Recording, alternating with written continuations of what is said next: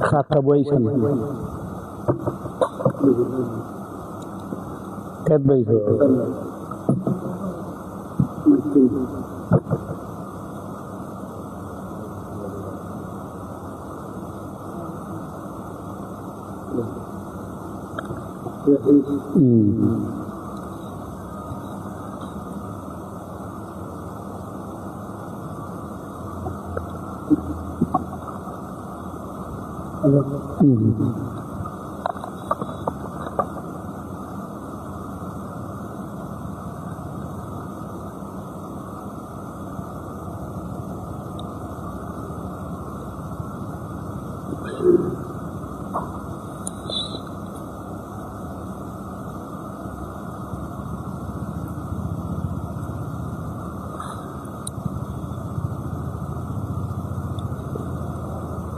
আমরা সংসারটা নিত্য এবং অনিত্য।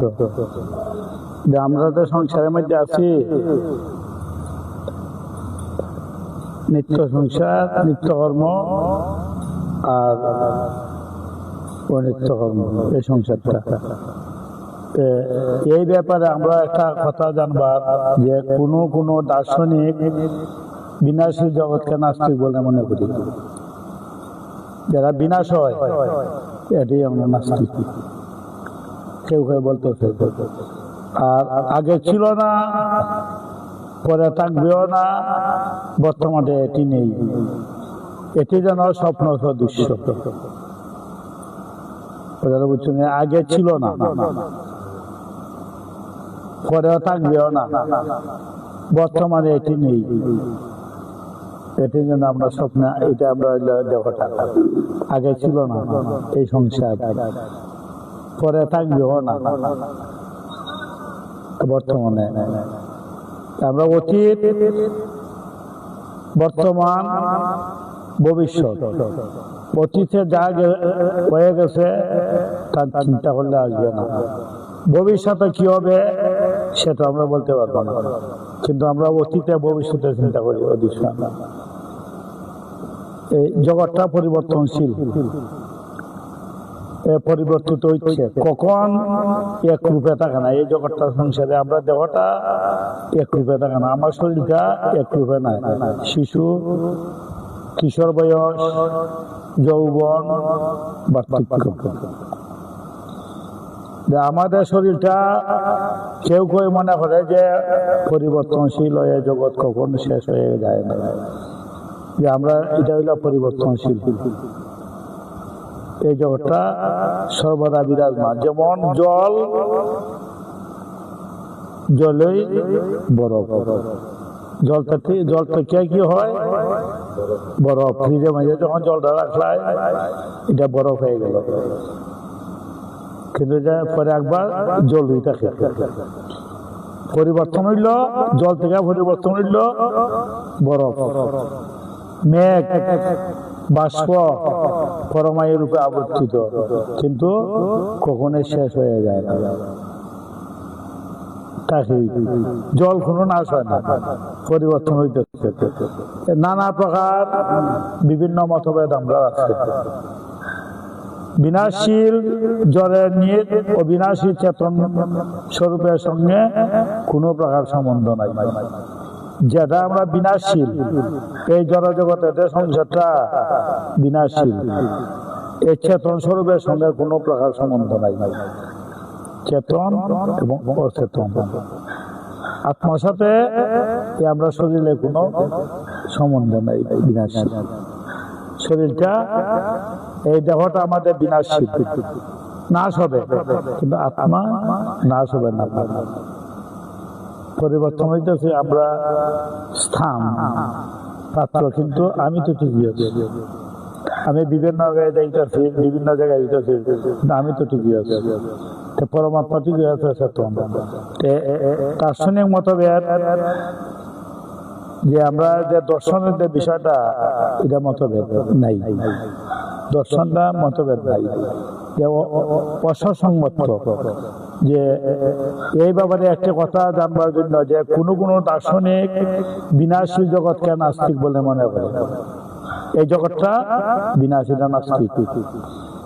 ভগবান নাই, নাস্তিক। এটি আগে ছিল না, পরে থাকবে না, বর্তমান নাই, এটা একটা স্বপ্ন। স্বপ্নে যা দেখতেছি এটা আমরা সঠিক, স্বপ্নে যা আমরা দেখতেছি যে স্বপ্নটা বলবৎ হয়নি। আজকে তোমাকে আমি স্বপ্নে দেখছি, তোমার সাথে কথা বলতেছি, স্বপ্নে আমি চাকরি হইলাম, চাকরিটা হইলে স্বপ্নে আমি একটা হইলাম, কিন্তু যখন স্বপ্ন ভেঙে যায় দেখা যায় তুমি আমার ধারণা। রাধে রাধে। স্বপ্নে যা দেখলাম সেটা সত্য না, জগৎটা এইভাবে পরেও থাকবে, স্বপ্নটা থাকবে না। কোনো দার্শনিক মতে জগৎটা পরিবর্তন।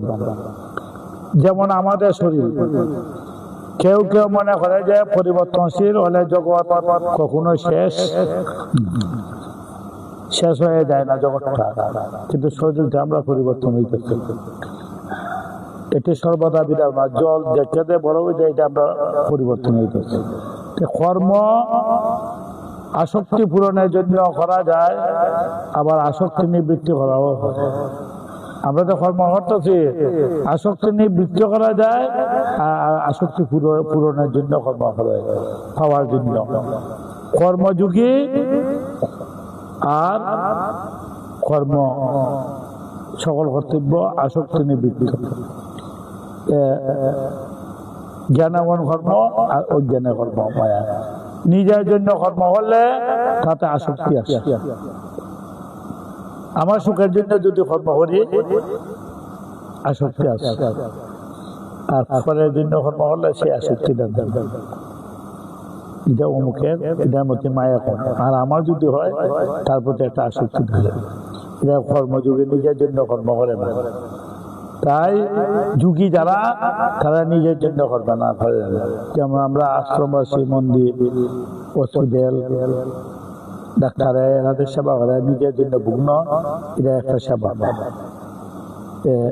কর্মটা নিজের জন্য না। কর্মে আসক্তি সহজে দূর হয়। পারমার্থিক প্রাপ্তিতে সংসার আসক্তি প্রধান বাধ্য। যদি পারমার্থিক তত্ত্ব আমরা যাই তবে সংসার আসক্তির একটা দূর হয়। আর আসক্তি দূর করার কর্মযোগী অতি সহজে পরমাত্মা প্রাপ্ত হন না। যারা সংসারে একবার আসক্তি, তারা পরমাত্মার প্রতি শ্রদ্ধা ভক্তি থাকে না, প্রাপ্তি হয় না, মোহবশত। নিত্য কর্মগুলি মূঢ়বশত বিচার করা না হলে পরিত্যাগ করা যা তামসিক। মানে নিত্য কর্ম যারা ত্যাগ করে সেটা হলো তামসিক। নিত্য কর্ম কি বুঝলে?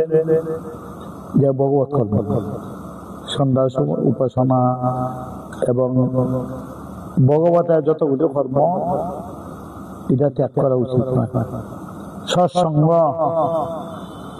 এবার সদ আলোচনা বা নিত্য ভগবত কর্ম, আলস্যবত না গিয়ে শুয়ে দেখা আরাম করা। এটা আলস্যি, ভগবত কাজে আলস্যি আছে, শুয়ে দেখা আরাম করে।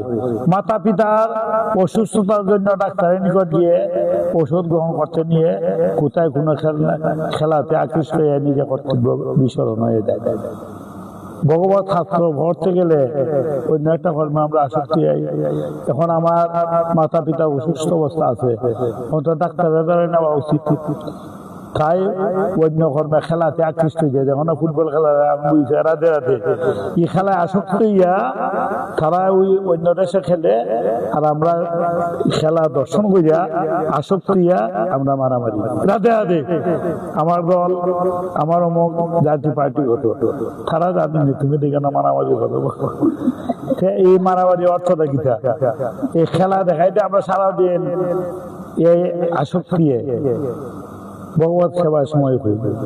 এই ক্ষুদাটা ক্রিয়াটা ভগবত সাথে থাকে না। খেলার প্রতি আসক্তি ইয়া নিজের বুকের জন্য আসক্তি হইয়া মা বাবার কর্তব্য থেকে বিসর্জন হয়ে গেলাম। কোর্টে মোকদ্দমায় হাজির না দিয়ে 80 টাকা খেলাধুলা সময় কাটাইলে হাজির হইলে না মামলায়, তুমি অন্য কাজে খাটাই দিলে, কিন্তু শরীরের প্রয়োজন নিল যাইতে হবে, খাটাইলে তো না।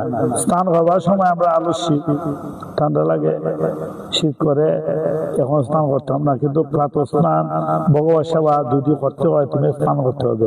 তাই স্নান কর্ম দিকে আলস্যে নিত্য কর্ম ত্যাগ। রাধে রাধে, ভগবত কাজটা ত্যাগ। কিন্তু আমার সুখের জন্য সকালে যে আমরা কতগুলো কর্ম ভোগবশত কর্ম আলস্যি নাই, সকালে আলস্যি নাই। ভগবত কাজের জন্য স্নান করার জন্য আমরা আলস্যি, এগুলি পরিত্যাগ করে যারা একবার তামসী। নিয়ত কর্ম, নির্দিষ্ট কর্ম মানুষের বিশেষ দায়িত্ব আছে। যারা নিত্য কর্ম তারা বিশেষ দায়িত্ব আছে। তুমি ভগবত কাজ করতে হয়, পূজা করতে হয়, সন্ধ্যা উপাসনা করতে হয়, ফুল তুলতে হয়, ঠাকুরের সেবা করতে হয়। এটা যারা নির্দিষ্ট কর্ম নিত্য কর্ম বুঝে তারা এটা দায়িত্ব আছে। কাউকে যদি পাহারা দেওয়ার জন্য রাখা হয়, এক ব্যক্তিরা তুমি রাখলাই পাহারা দেওয়ার জন্য, পিপাসার্থে জল পানের জন্য জল পাত্রে বসানো হইল, তাও হলো নির্দিষ্ট কর্ম, সম্পাদন উপর বিশেষ দায়িত্ব, পাহারাদার যে দায়িত্ব দিল দায়িত্ব। নির্দিষ্ট কর্ম পরিত্যাগ করা অত্যন্ত দূষণীয়। রাধে রাধে, তোমার যে দায়িত্ব দিছি সামনে থেকে চলে, তোমার যে দায়িত্ব দিছি এই দায়িত্ব ত্যাগ করা দূষণীয়। যে নির্দিষ্ট কর্ম কতগুলি আছে, সন্ধ্যা উপাসনা, ভগবত চিন্তা, হরি নাম নেওয়া, এটা তোমার কর্তব্য, নির্দিষ্ট কর্ম। কি সন্ধ্যা, এটা তোমার নির্দিষ্ট কর্ম, এটা কোনো অবস্থায় ত্যাগ করা যায় না, এটা দূষণীয়। এটা সমগ্র ব্যবস্থায় বিপর্যয় হয়। কিন্তু অর্থ প্রাপ্তি হোক কম হোক বেশি, নিজের নির্দিষ্ট কর্ম গ্রহণে পরিত্যাগ করা উচিত নয়। অর্থ প্রাপ্তির জন্য ভগবত খাজার সেবা থেকে বঞ্চিত, খাইবার হঠাৎ নাই, সেবা করবার সুযোগ নাই। অর্থ প্রাপ্তির জন্য যারা যোগানে বেশি যখন বিক্রি অর্থ প্রাপ্তি হয় তখন দেখা যায় নির্দিষ্ট কতগুলো কর্ম পরিত্যাগ করা উচিত নয়। নির্দিষ্ট কর্ম অবহেলা করা আজকাল সমাজে এই ব্যবস্থা আছে। যাকে বলে কাজের জন্য নিযুক্ত করা হচ্ছে, যে যদি কাজটি না করে সে কি অবস্থা হবে। যারে যে কাজে নিযুক্ত করা হয়েছে, তোমার যে কাজের দায়িত্ব দেওয়া হয়েছে, নিযুক্ত করা হচ্ছে, সেটা যদি না করি, রাধে রাধে, তোমাকে যে কাজের দায়িত্ব দেওয়া হয়েছে এই কাজটা যদি পালন না করে তার প্রতি কতটুকু সন্তুষ্ট? তাকে দায়িত্ব দেওয়া যাবে, যে দায়িত্ব পালন করে না তাকে তো একবার দায়িত্ব দিতে দেওয়া হয় না।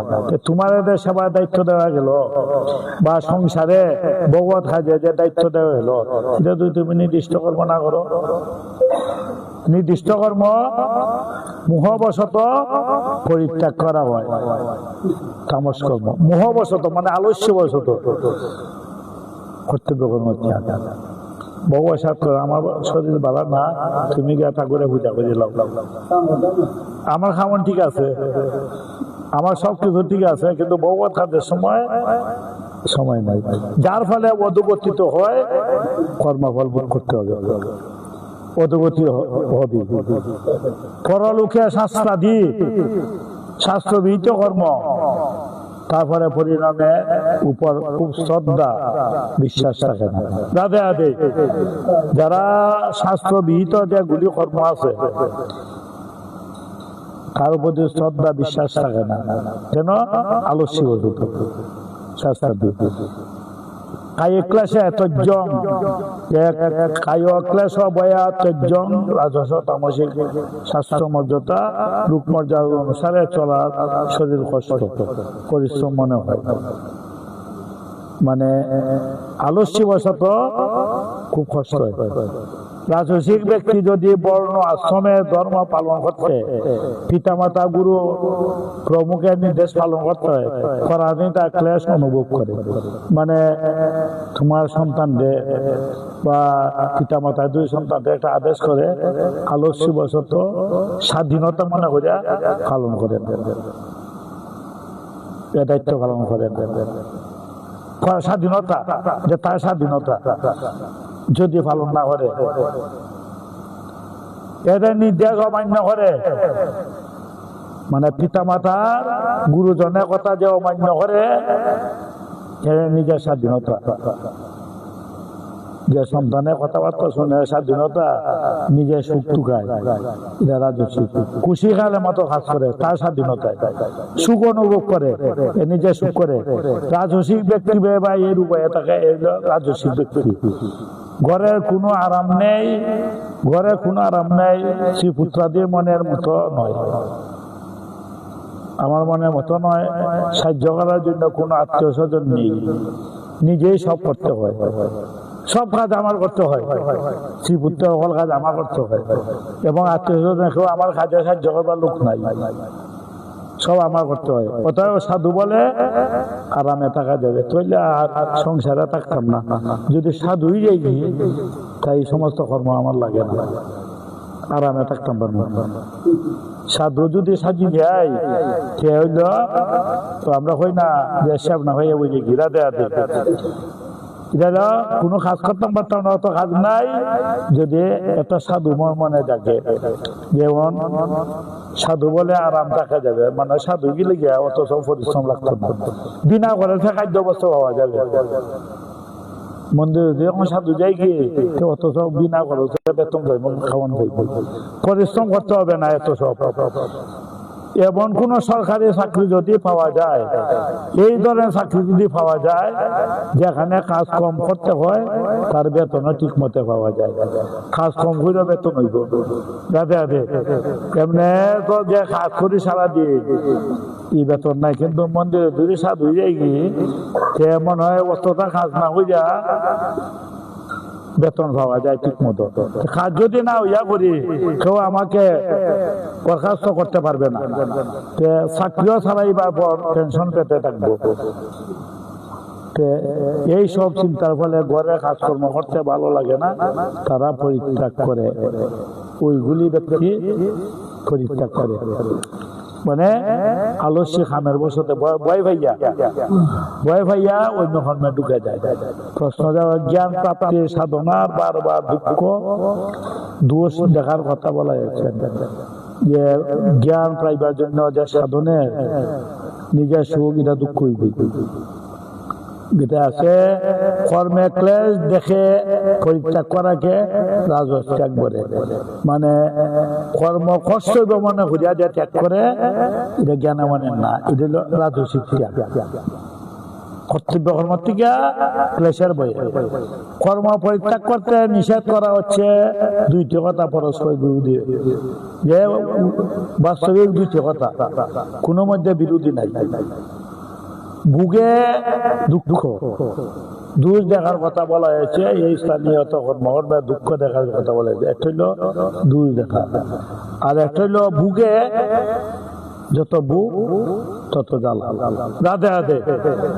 যত বুক করবে তত জাল আছে।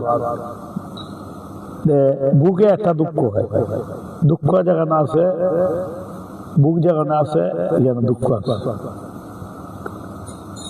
বুক নাই দুঃখ নাই, যেখানে বুক আছে সেখানে জ্বালা আছে। এক ব্যক্তি জেলারা পুকুরে মাছ মারতেছে, আর একটা ছিলে বড় একটা মাছ চাপা মেরে দিয়ে গেল, আর ছিলের মুখ থেকে মাছটা আনার জন্য শত শত কাপ দাবিত, খাকগুলা দাবিত পিছনে পেছনে ছিলের মুখ থেকে মাছটা আনার জন্য। ও ছিলে দৌড়ে, খাকও দৌড়ে, শান্তি নাই। দাদে দাদে ছিলের শান্তি নাই, খাকেরও শান্তি নাই। সে দৌড়াইতে দৌড়তে ওহারানো গেল গিয়া পরে মাছটা ধরা হলো। শান্তি কাকেরও আর দুধ নাই। যত বুক আমার তত জ্বালা, বুক নাই জ্বালো নাই, যত বড় তত বুকে সুখ গুণবৃত্তি জন্মায়, বুকের বারম্বার দুঃখ। যেখানে সুখ আছে দুঃখ আছে। দোষে চিন্তা করলে বুকের বৈরাগ্য আসে, যার ফলে পরমাত্মা লাভ হয়। যারা মনে করে এটা দূষণীয়, দূষণীয় যদি ত্যাগ করে তার ভিতরে বৈরাগ্যতা আসে, মানে জ্ঞান আসে। আমি জানি কর্মটা দূষণীয়, ওই কাজটা করলে এটা শাস্ত্রে বাইরে অবৈধ, কিন্তু জানি চিন্তা করি, জানি অবৈধ, কিন্তু একবার লুবে বসত করতেছে। অজ্ঞানতা। জ্ঞান যারা দূষণীয় ব্যক্তিকে ত্যাগ করে লায় তারা হইল যুগে জ্ঞানবান ব্যক্তি। বুঝে আগে নিয়ত কর্তব্য কর্ম দুঃখ কষ্ট চিন্তা করে পরিত্যাগ করলে সর্বদা পরাধীনতা দুঃখ ভোগ করতে হয়। বুকে দুঃখ দোষ দেখলে বুক আসক্তি দূর হয়, যার ফলে কল্যাণ হয়। কর্তব্য কর্মে দুঃখ অনুভব করলে বিমুখ আছে, যার ফলে পতন ঘটে। এই দুঃখে আমাদের কর্তব্য কর্ম যদি না করে তাহলে পতন হবে। লোভে পাপ, পাপে মৃত্যু। মোহবশত যে কর্মগুলা করবে একদিন পতন হবে। কর্মের কর্তব্য আসে রাজসিক তামসিক। আলস্য, প্রমাদ, অতিনিদ্রা উভয়েই অভিন্ন, ভিন্ন। উভয়ে তামসিক। আলস্যটা দে বেশি নিদ্রা হয় না, বেশি আহারও যোগিত না। অতিরিক্ত আহার করলে আলস্য হইব। বেশি সারা রাত যদি নিদ্রা যাও এরপরে এদিন কর্তব্য কর্ম থেকে বিরত। রাধে রাধে ঘুমাইতে হবে। তোমাদের কতগুলি নিত্য কর্মগুলো আছে, তুমি এটার থেকে চললাই। ইন্দ্রিয় বুকে সারা রাত দিয়ে আলস্যিত, এই যে নিদ্রা অনিদ্রা গেলায় সবকিছু পরিমিত বাইরে যদি হয় কর্তব্য কর্ম আমরা হারাইয়া ফেলি। সৎসঙ্গ, ভগবত কথা, ভক্ত চরিত্র শুনে যদি কারো মনে বৈরাগ্য উদয় হয়, রাধে রাধে, সৎসঙ্গের মাধ্যমে, যেমন ভাগবত কথায় সৎসঙ্গ, ভগবত কথা, ভক্ত চরিত্র মানে ভক্তের চরিত্র গুলা যদি শুনে যদি মনে মধ্যে বৈরাগ্য উদয় হয়, তখন সে প্রভুকে লাভ করা আশায় কর্তব্য কর্ম পরিত্যাগ করে শুধু ভগবানের ভজনা করতে থাকে। তাহলে এই কর্তব্য পরিত্যাগকে রাজস তামস ত্যাগ বলা যায় না। কারণ মনুষ্য জন্মের উদ্দেশ্য হলো ঈশ্বর লাভ। রাধে রাধে। তেমনি আমরা মানব জন্ম আসলাম, মনুষ্য জন্মের আসার উদ্দেশ্য কি? ঈশ্বর লাভ। সুতরাং সেই উদ্দেশ্যের সিদ্ধির জন্য যদি কর্তব্য কর্ম ত্যাগ করতে হয় তাকে বলে কর্তব্য কর্ম ত্যাগ করা বলে না। এটি হলো প্রকৃত কর্তব্য। ওইগুলি যদি ত্যাগ করো এটা প্রকৃত কর্তব্য। প্রকৃত কর্তব্য যেমন আলস্য, প্রমাদ মানে বেশি কথাবার্তা করে, অপ্রয়োজনীয় কথাবার্তা। রাধে রাধে। একটা আছে প্রয়োজন বোধ কথাবার্তা, একটারে ওই প্রয়োজনীয় কথাবার্তা বলে, এটা বলে প্রমাদ। একটা হলে আলস্য প্রমাদ, দোষ আসতে পারে না, কারণ রুচি তাকে ভগবানের দিকে, রুচিটা তাকে ভগবানের দিকে। অপরপক্ষে রাজস তামস ত্যাগের মধ্যে আলস্য ইত্যাদি দোষ আসতে বাধ্য, কারণ তাদের রুচি তাকে বুকের দিকে। তখন আমরা রুচি দেবে খাদ্যটা এটা বুকের দিকে, এটা ত্যাগের দিকে। রাজসিক ত্যাগ করা ত্যাগে শান্তি লাভ করে না, সুখ আরামের জন্য স্বীকার করছে। ত্যাগ পশু পক্ষী করে থাকে, নিজের সুখ আরামের জন্য শুভকর্ম দিয়ে পরিত্যাগ করা রাজসিক ব্যক্তিগত শান্তি কোনই হবে না। শুভকর্ম ত্যাগ করা দণ্ড অবশ্যই ভোগ করতে হবে। শুভ কর্মটা যে ত্যাগ করে তোমার ভোগ করতে হবে, এটা তোমার শাস্তি হইতে হবে। আসক্তি এবং দ্বেষ পরিত্যাগ করার মধ্যে পার্থক্য। একটা হলো মানুষের স্বভাব, আর একটা হলো পরিত্যাগ করে দেশ, আসক্তি দেশ, সংসারের সঙ্গে সম্পর্ক দিবে। সংসারের সঙ্গে আমাদের সংসারটা সম্পর্কটা, এই যে আমরা মধ্যে একটা সম্পর্ক, স্ত্রী পরিবারের সংসারে একটা সম্পর্ক। ভগবান বলছেন বাস্তবে ব্যক্তি শ্রেষ্ঠ সম্পূর্ণ আসক্তি শূন্য হয়ে শুভকর্ম করেন, বিপরীত না হয়ে অশুভ কর্ম ত্যাগ করে। কর্ম দুই প্রকার, শুভকর্ম আর অশুভ কর্ম। কর্ম শাস্ত্রবিধি অনুসারে করা হয় সেগুলিকে বলা হয় শুভকর্ম। যেগুলি শাস্ত্র নির্দিষ্ট কর্ম করা হয় পালন করে দিলে শুভকর্ম। আর কাম ক্রোধ লোভে আসক্তি জন্য যেসব শাস্ত্র নিষিদ্ধ কর্ম করা হয় তাকে বলে অশুভ কর্ম, অমঙ্গল। কামে কামে মানুষে ক্রোধে লোভে আসক্তি এই নিষিদ্ধ কর্ম করে। এগুলি যারা নিষিদ্ধ কর্ম, ক্রোধে আসক্তি কামে, আমি জানি চুরি করা এই কর্ম মানে নিষিদ্ধ কর্ম করতে। ওই জিনিসটা খাইও না, তুমি সিগারেটটা খাইও না, পানটা খাইও না, সেটা খাইলে ক্ষতিকর। নিজেই বলতেছ একবার নিজেই খাও। রাধে রাধে। যে জানো ক্ষতিকর, সিগারেট বাথরুমে যে দিছে ক্ষতিকর, কিন্তু সে খায় খায়। মানুষে বুঝায় এটা খাইলে অপরাধ হয়, এটা খাইলে দেহের ক্ষতি হয়, এইভাবে চললে ক্ষতি হয়, কিন্তু নিজেই চলে। এর মধ্যে দৃষ্টি যেমন খাদ্য দ্রব্যের সময় যে রস অনুভূত হয়, সুখ হয়, খাদ্য সময় একটা রস আছে, কেউ দেখতেও আনন্দ পায়। রাধে রাধে। বেশি খাদ্য যখন হয় না খাইলেও তার একটা আনন্দ হয়, খুব প্রসন্ন থাকে, ভাব আসে, তৃপ্তি হয়, তার দৃষ্টিতে দেখতেও তৃপ্তি হয়, একটা ভাব হয়। খাদ্যগুলা দেখলে না হয়, যদি খায় একটা ভাব তৃপ্তি হয়। যার ফলে অত্যন্ত যার ফলে অত্যন্ত মশলা খাওয়া অভ্যাস, বেশি মশলা দেখায়। যারা অত্যন্ত মশলা খাওয়ার অভ্যাস, সে যখন অধিক মশলাদার খাদ্য গ্রহণ করে তখন সে আনন্দ হয়, সুখ হয়। মশলা তীব্রের জন্য সুখ, জিভে জ্বালা অনুভব হয়, তবু নাক দিয়া জল ভরে, মাথায় ঘাম হয়, তবু দৃষ্টি তাৎক্ষণিক ফল কুপত্য করার জন্য খেয়ে জ্বালা রোগ হয়, তবু সে অত্যন্ত ভালো লাগে। রাধে রাধে। লোভে মশলা খাইয়া তাদের এটা ক্ষতি হয় জানে, কিন্তু আনন্দ পায়, খায়। একটা ট্যাবলেট খাইলি মতো খাই দিলাম। রাধে রাধে। অতিথি সেবায় নিমন্ত্রণ গেলে অতিথি খাইলাম, কিন্তু ডুবে অথচ আয়োজন খাই, পরে ফেটে কৃষ্ণ কৃষ্ণ হয়। রাধে রাধে।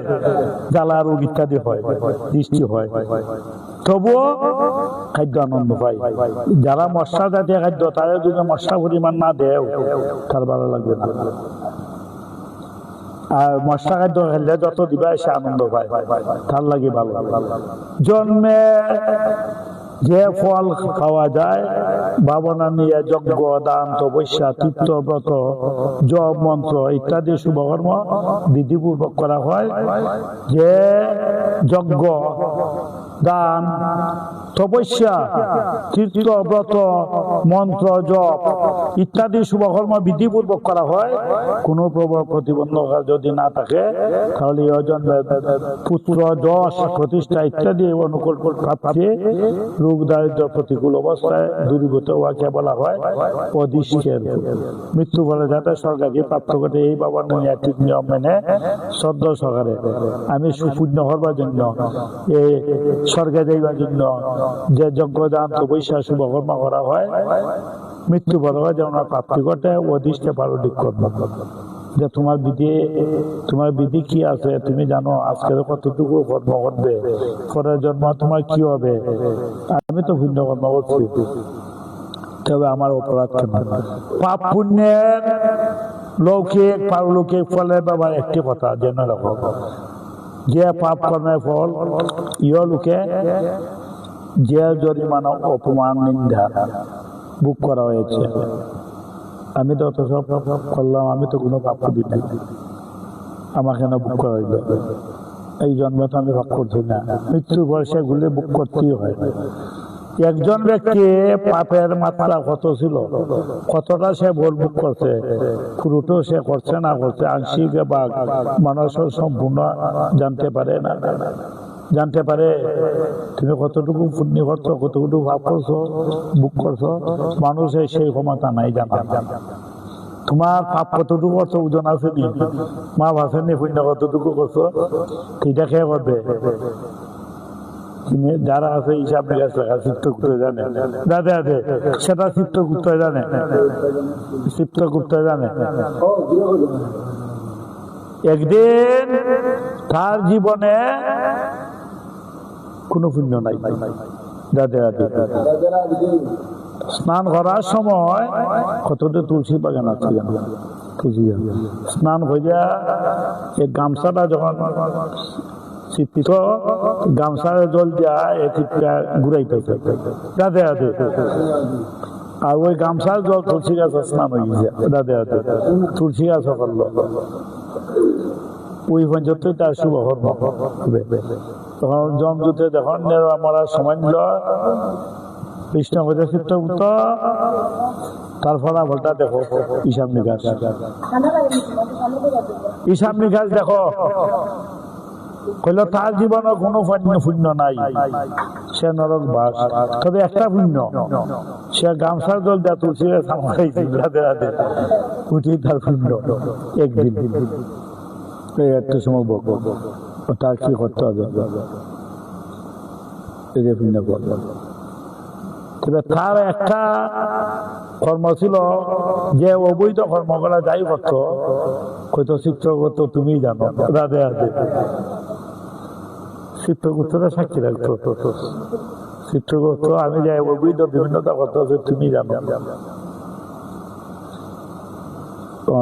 আগামীকাল এটা বিচার হবে, সে নরক বাস। চিত্রগুপ্ত চিন্তা করে আমার তো হিসাব লেখা, সব হিসাব, তবে হে তো আমারে হইতো চিত্রগুপ্ত তুমি জানো সাক্ষী রাখো, ওই যে আমার ওখানে ভার দিছে, তবে তারা তো একটা দিক নির্ণয় আমি করতাম।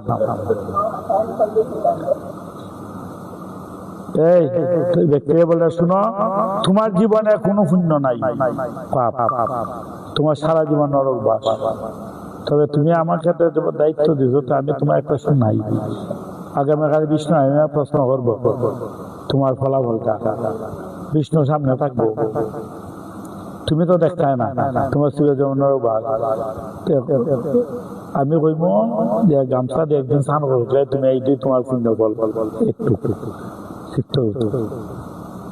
কি হবে, তুমি এটা আমার কি ব্যবস্থা, তোমার একটা ব্যবস্থা দিয়ে যখন আমার প্রশ্ন হবে সামনে বিষ্ণু থাকবো, তুমি গিয়া তারা আলিঙ্গন করে দূরে দিবে, দেখবে না চোখে, কিন্তু যখন কথা বললে দূরে দিবে, বিষ্ণু যদি স্পর্শ করতে পারো তোমার এই পাপের ফল সব নাশি দিবা। তার কথা শুনে দিন দেয়, তার খাবার না খালে হয়, কাল কথা বিষ্ণু আইব, বিষ্ণু আমি দৌড়ে দিব, সালে বিষ্ণু দৌড়ে দিব, সারা দিন এইভাবে তার রাত্রে ঘুম নাই, ওই বিষ্ণুরে দৌড়ে নিব, বিষ্ণু নামটা উচ্চারণ করতেছে, রাধে রাধে, দিন রাত বলাতে সারাদিন বিষ্ণুরে আমি দৌড়ে নিব। কংস যখন বধ কত হয়েছে কৃষ্ণরে কয়, কৃষ্ণটা আমার মেয়ে দিব, ওই যে কৃষ্ণ চিন্তা করে করতে করতে সার চিত্ত শুদ্ধ হয়ে গেল। ওখানে সারাদিন দেয় বিষ্ণু আইব 10টার সময়, খাদ্য যে বোঝায় বিষ্ণুরে আমার মাত্রই আমি দৌড়ে নিব, আমার দিন দেয় খালি বিষ্ণু নাম জপ করতেছে, বিষ্ণু আমি দৌড়ে নিব, এই চিন্তা করতে করতে তার আসার টাইম আইল, তখন বিষ্ণু আইছেন। চিত্রগুপ্ত তার খাতা নথি দেখো, তখন তার পুণ্য কর্ম কিছুই নাই, তুলসী স্নান করছে, তার নরক বাস, ওই যে বিষ্ণুরে দৌড়িয়ে নিব কইছিল, তখন তার আর মনে নাই, রাধে রাধে, তার আর মনে নাই, সারাদিন দেয় জপ করছে বিষ্ণুরে দৌড়িয়ে নিব, কিন্তু দরবার সময় তার আর মনে নাই। এই কথাটা চিত্রগুপ্ততে বলছি, হাই রে চিত্রগুপ্ত করতে ওনার মনে নাই, ওদের দর্থ এই কথাটা মনে নাই। চিত্রগুপ্ত একবার সময় করছে, শুনছনি তোমার চিরজীবন নরক বাস পুণ্য কর্ম নাই, তুমি তুলসী স্নান করাইছিলাই ওই তো তোমার পুণ্য কর্ম।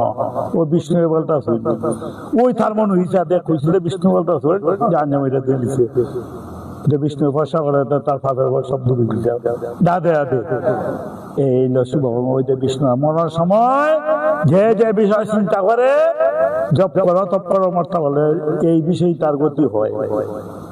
এই যে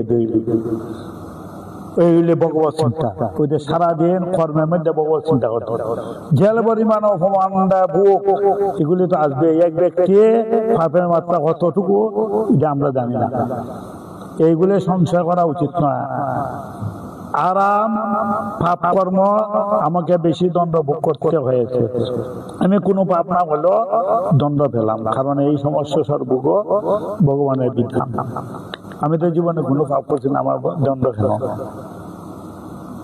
বিষয় কত সব অস্ত্রঘাতা ঠিক অর্জুনে মারছেন। কৃষ্ণের প্রশ্ন করছেন যে আমি তো এই কয়েক জন্মের মধ্যে এরকম কোনো পাপ করি নাই, আমার তো মনে হইতে না, আমার শরীরে তো গাঁথা কেন? ঠিক এটা কোনো অপরাধে আমার শরীরে তীর গাঁথা? শুনো, এই জন্মে 7 জন্মের আগে তুমি কি করছো মনে নয় আমি জানি। 7 জন্মের আগে তুমি একটা ফুকারে ফারা দিয়ে মারছিল, আর ফুকাটা তুমি উড়াইয়া ঢিল মেজা দিলাইছ খাতা গাছের মধ্যে, কথা গাছ, ওই খাতা গাছ মেজা ফুকাটায় কথা যন্ত্রণায় ওইটা তুমি ফালাই দিছ তার খাতা গাছের মধ্যে তার শরীরে ফুটলো, তখন ফুকাটায় অভিসম্বাদ দিল রাধে রাধে আমার ফুকা মাই অত সব তারা জন্য এইভাবে যন্ত্রণা ভোগ করতে হয়। ওই দেশে অতটা যন্ত্রণা ভোগ করছে, তোমার শরীরে কর্ম করে তোমার তিরিকাতে। একটা গল্প শোনো রাধে রাধে। এক গ্রামে একজন সজ্জন ব্যক্তি ছিলেন, খুব জ্ঞানবান ব্যক্তি। তার বাড়ির কাছে একটা স্বর্ণখাত থাকতো, একজন স্বর্ণখাত। স্বর্ণখাত স্বর্ণ দিয়ে অলঙ্কার গুলা তৈরি করছে, পছন্দ মতো অলঙ্কার, বিভিন্ন স্বর্ণখালে অলঙ্কার দিয়া তৈরি করছে। স্বর্ণখার নিজের সংসার চালাইতেন, স্বর্ণকারে তার সংসারটা অলঙ্কার বানাই উনাইয়া তার সংসারটা চালাইতে। একদিন তার কাছে যে অনেক সোনা জমা দিল, এক ব্যক্তি স্বর্ণ বানাইবার জন্য স্বর্ণ জমা দিল। গ্রামের ফারাদার সিপাহী জেনে যায়, যখন স্বর্ণটা জমা দিছে ওই যে দারোয়ান ফারাদার সিপাহী, সিপাহী যেমন পুলিশ বা অন্যরা ফারাদার আছে না, সিপাহী এটা দেখছে এইটা স্বর্ণের জমাটা দিছে তার কাছে, এগুলি দেখছে স্বর্ণকারের কাছে স্বর্ণ বানাইবার জন্য প্রচুর স্বর্ণ জমা দিছে অলঙ্কার বানাই দোকানে, এটা সিপাহী দেখছে।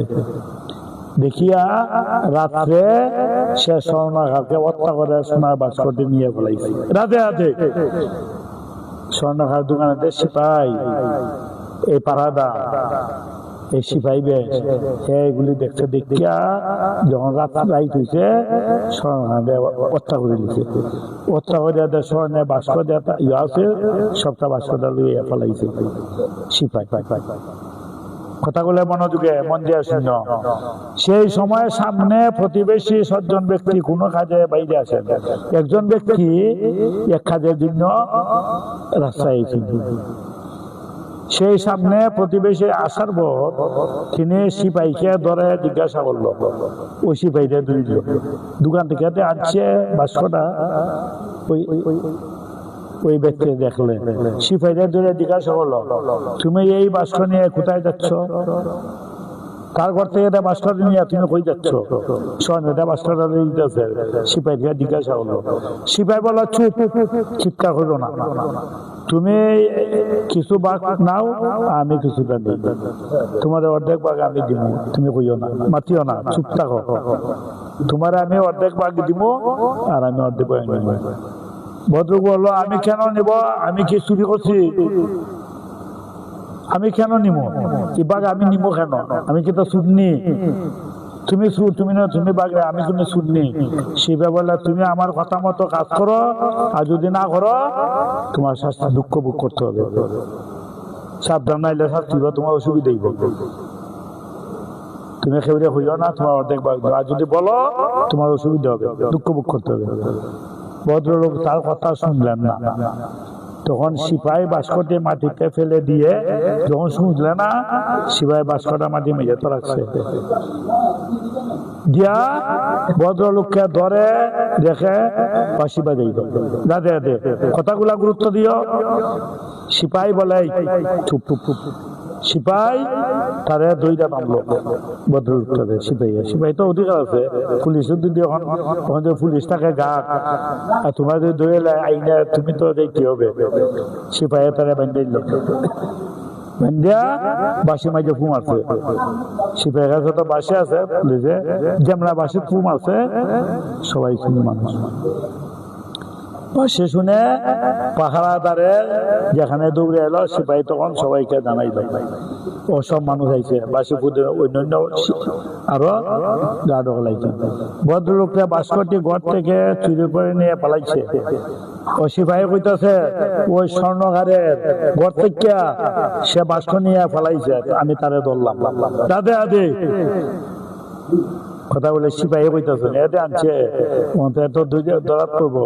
সিপাহী কইতেছে, ওই লোকটা স্বর্ণাকারের দোকান থেকে বাস্কটা আনছে, আমি লক্ষ্য করছি, তার আমি ধরছি, আমি ধরে ফেলেছি।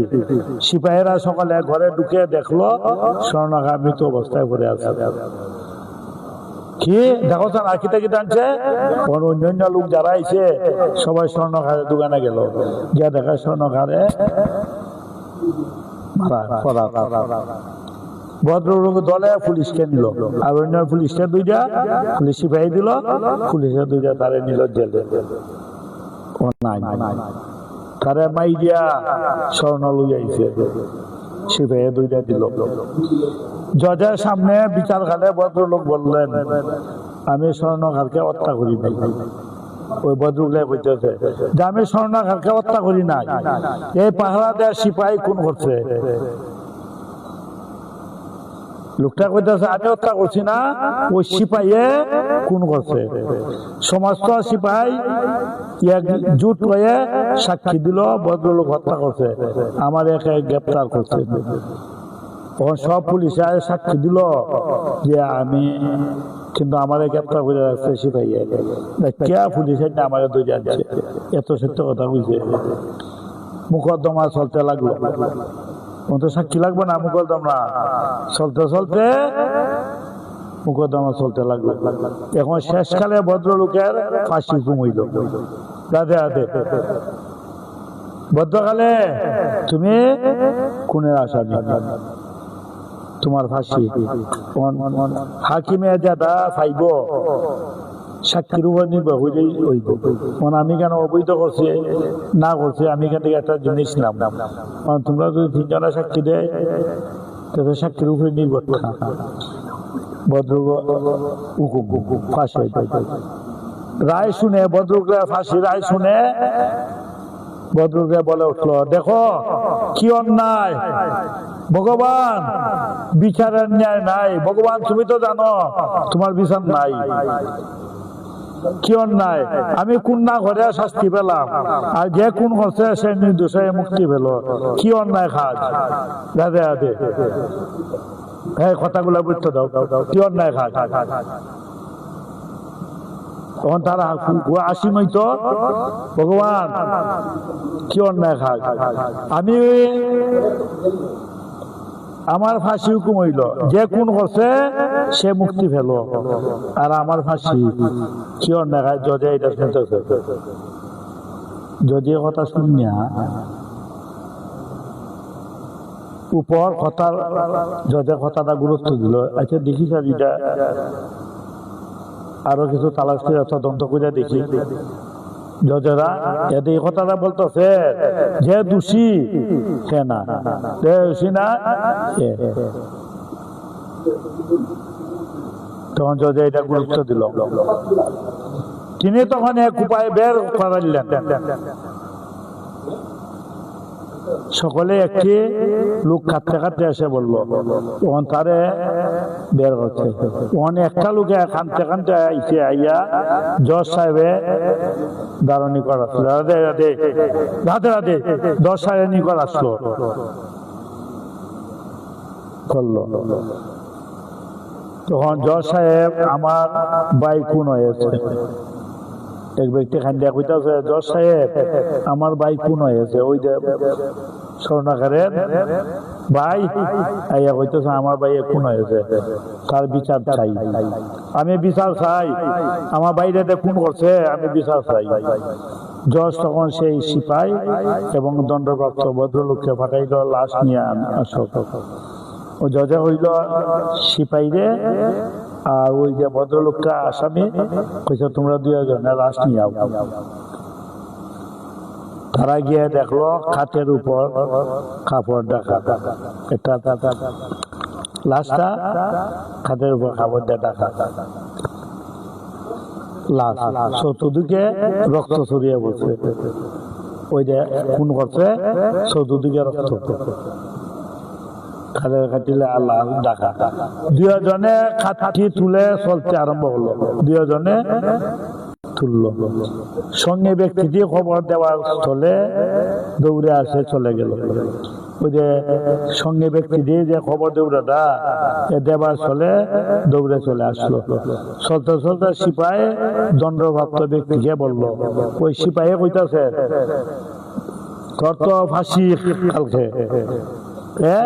তখন সিপাহী কইতাছে, আর ওই একজন লোক এদের সামনে দেখে, যেই দিন তুই আমার কথা মেনে নিতে, যদি সেই দিন আমার কথা মেনে নিতে, তাহলে সোনা পেতে ফাঁসি হইতো না। দাদে দাদে ফিরিটা লাশটা সিপাইয়া যেমন আনতেছে, তখন তো তোর শাস্তি ফাঁসি। যদি আমার কথাটা মান্য নিতে শুনো ভাইলে না, তোর ফাঁসি হইল না। দেখলে তার সত্য কথা কি ফল। ভদ্রলোক বললো, আমি সত্যি কাজটি করেছি, ফাঁসি হলো তা হলো, আমি সত্য কাজটি করছি, ফাঁসি হলো তো হলো। হত্যা করলে তুমি আর ফাঁসি পেতে হয় আমাকে। ভগবানের এই বিচার, বিচার হয় না, ভগবানের এই বিচার। হত্যা করলে তুমি, আমি ফাঁসি হইলে আমার, তোমার কথা মতো মানছি না দীক্ষা। তারা কথাবার্তা চলতেছে, এটা তৃতীয় ব্যক্তি শুনতেছে। খাটের উপর মৃত সেজে শুয়ে আছে, লোকটি দুইজনের কথা শুনলো। জজের সামনে কাঠ নামাইতে সে উঠে বসে সমস্ত কথা ব্যক্ত করলো। রাধে রাধে। যখন জজের সামনে সিপাই আর ওই ব্যক্তি খাটটা দিল লাস্টারে, তখন জজের সামনে ওই ব্যক্তিটা বললো, শুনে সমস্ত কথা ব্যক্ত করলো। শুনে জজ অত্যন্ত আশ্চর্য হলেন। ওই কথা শুনিয়া ওই সাক্ষী যে এরা এইভাবে কথাবার্তা কইছে, তখন আপনার বিচার করে দেখুন। ওই জজের চিন্তা করে দেখলে অত্যন্ত আশ্চর্য বিষয় যে সিপাহী কাজটা করে তারপরে দিছে, সেই সিপাহী অত বুদ্ধি হয়ে গেল, তাকে গ্রেপ্তার করা হলো। কিন্তু জজ সন্তুষ্ট হলেন না। তিনি সেই দণ্ডপ্রাপ্ত ভদ্রলোককে একান্ত দেখে বললেন, তারা নিচে নীরবে দেখিয়া বললেন, মামলাতে তুমি নির্দোষ। ভদ্রলোককে কইছে যে মামলাতে তুমি নির্দোষ, তোমার কোনো দোষ নাই, তুমি নির্দোষ, মুক্তি খালাস। কিন্তু সত্য করে বলো, ওই জন্মে তুমি কাউকে খুন করেছো কিনা। দাদে দাদে কথাটা বুঝিও, তুমি ওই ব্যাপারে তুমি নির্দোষ। তার সাক্ষী ওই যে ব্যক্তি তোমরা দুজনে ফিরিয়ে এনে দিছ, যে ব্যক্তি তোমরা কথাবার্তা শুনছে, শোনাতে বোঝা গেল তুমি খুন করছো। তুমি বাদ না দেওয়াতে তারা আসামি দিলে, তারা নীরবে না বলছে তুমি নির্দোষ, তুমি নির্দোষ। সত্য করে বলো, তুমি এই জন্মে কোনো দোষ করছো কিনা। সত্য করে বলো। এই দুষ্ট ব্যক্তি গোপনে আমার তখন বলতেছে, ভদ্রলোকে বলল, বহুদিন আগের কথা, জজ সাহেব, যে আজকের কথা না, বহুদিন আগের কথা। এক দুষ্ট ব্যক্তি গোপনে আমার শিষ্যাতে ভালোবাসা আছে, এই তো গোপনে আমার শিষ্যাতে সে মেলামেশা করতো। আমি 2জনকে পৃথক ভাবে অনেকে বুঝাইছি, আমি আমার স্ত্রীকেও বুঝাইছি, থাকো পৃথক ভাবে 2জন বুঝে এগুলি অবৈধ, কিন্তু তারা আমার কথা শুনে না। আমার স্ত্রীও শুনে না, সেও শুনে না।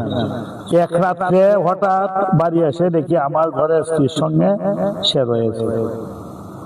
তারা 2জন আমি বুঝাইছি, অনেকদিন রাত্রে যখন আমি আইছি, এদিকে আমার স্ত্রীর দ্বারা শুয়ে আছে। আমি ক্রোধান্বিত হয়ে তরবারি নিয়ে তাকে টুকরো করে বাড়ির পিছনে নদীতে ফেলে দিলাম। রাধে রাধে। তখন আমার ক্রোধ আসলো ওইগুলি ঘটনা দীক্ষা, তখন তারে টুকরা টুকরা করিয়া আমি নদীর মধ্যে বাসাই দিলেছি। ফেলে ছিলাম এই কথা, যখন ফেলে দিলাম, পূর্বকৃত কর্মের দ্বারা স্বভাব তৈরি হয়। তাই কর্মের বিভিন্নতা জীব মুক্তিদের স্বভাব বিভিন্নতা থাকে। তখন জজ সাহেব বিচার করছে, তোমার এই কর্মের নির্দোষ, কিন্তু ওই যে ঘটনা হত্যা করছো, আমার হাতে খালি হুকুম দিল, ভগবানে আমাকে প্রেরণা দিল, ওই কর্মের শাস্তি তোমার ফাঁসি। তাই বিভিন্ন আমাদের স্বভাবের মধ্যে বিভিন্নতা আছে। জীব মুক্তিদের স্বভাব বিভিন্নতা, বিভিন্ন স্বভাবের জন্য তাদের কর্ম বিভিন্ন প্রকার হয়। আমরা এখানে যারা আছি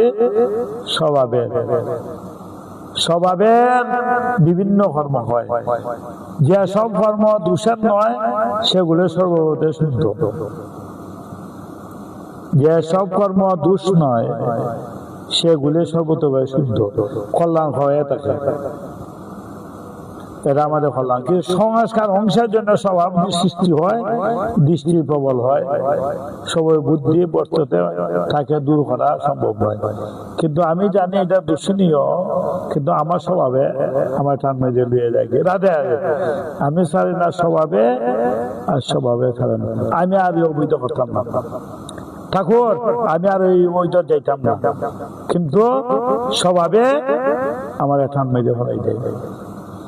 ব্রাহ্মণ, ক্ষত্রিয় প্রভৃতি বর্ণের যে স্বভাব, একটা বর্ণের স্বভাব আছে, তাতে কৃতকর্মের প্রাধান্য থাকে।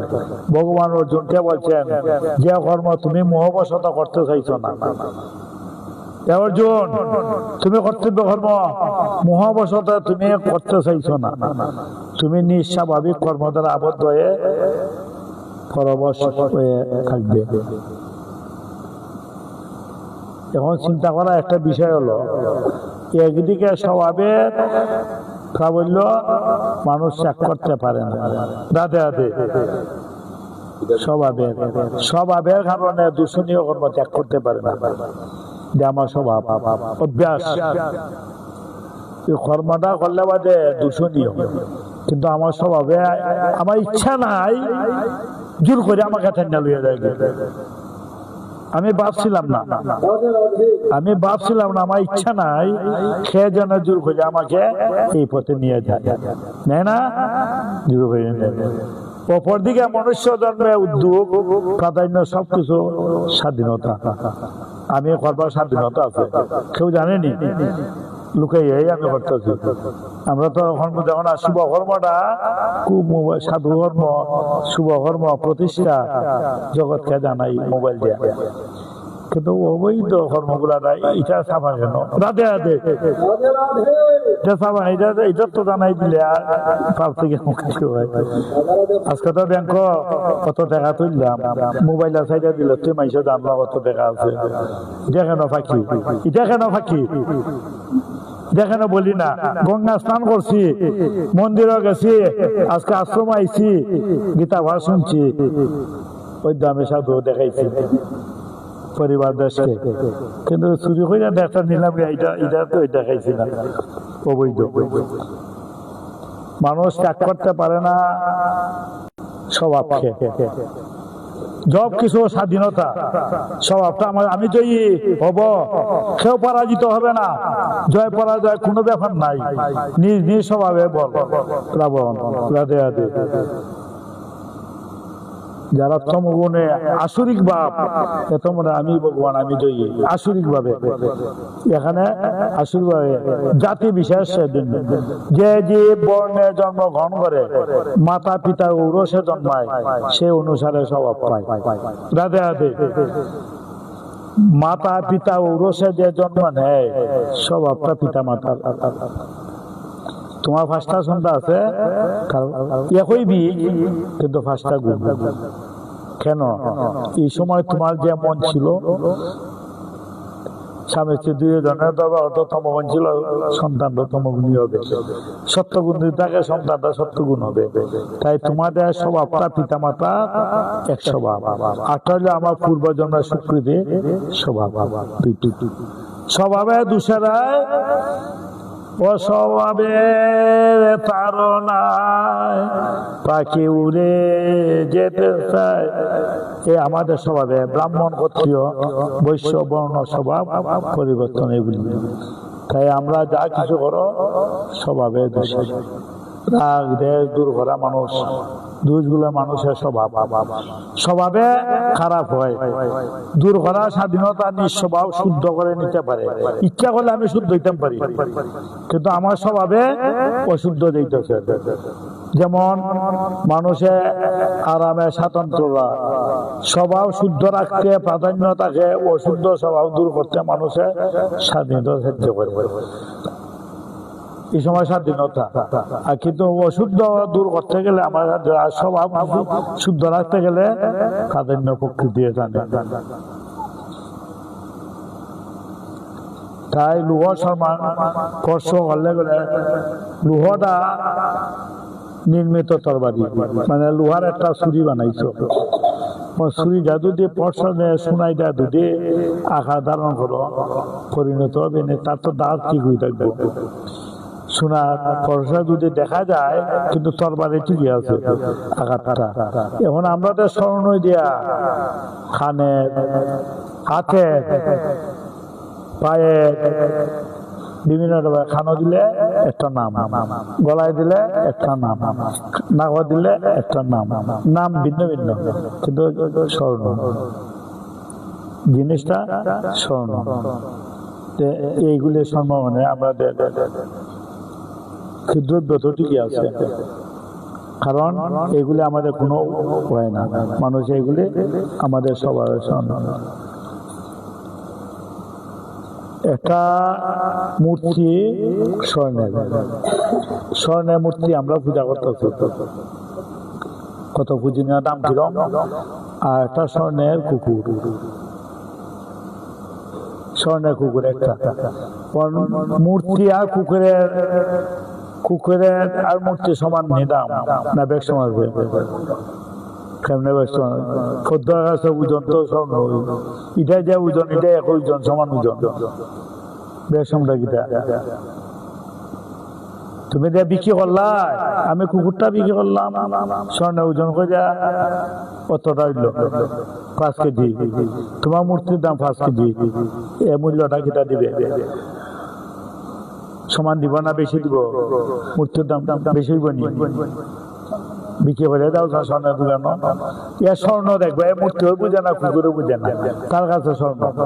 হয়তো তোমার কাছে দাম হইব, তোমার মূর্তি মনে করছো, তার কাছে তো এটা দাম বেশি, কিন্তু হইল স্বর্ণ দাম। এটা হইলো তোমার গুণের ব্যাপার। এইগুলি বুঝতে হবে, তোমার জন্য বিগ্রহ দাম বেশি, আমার জন্য এটা। জয় জয় কামিলা জীব, জয় জয় রাধা রানী কি, বলো শ্রীকৃষ্ণ চৈতন্য গুরু।